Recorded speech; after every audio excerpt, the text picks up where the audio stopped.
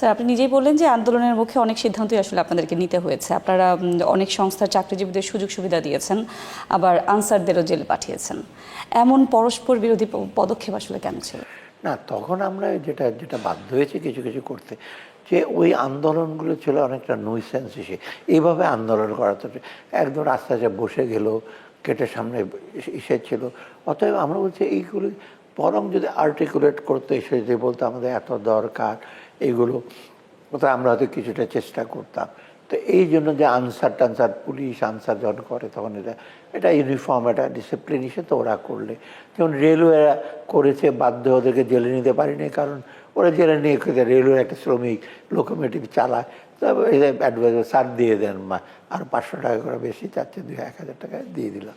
তো এই ট্রু যেটা অনেকটা অ্যাড হক আর ডিসক্রিশনারি হচ্ছে, সেটা ঠিক না।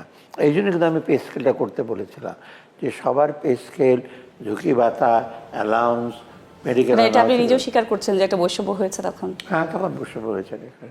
কারণ তখন যমুনা পর্যন্ত যারা যেতে পারতো, বা আমার অফিস পর্যন্ত যারা আসতে পারতো, বা যে সেক্রেটারিয়েট গেট পর্যন্ত যারা যেতে পারতো বা এসে ক্রিয়েট করতে পারতো, তাদেরকে আমরা বাধ্য হয়ে ভয়ে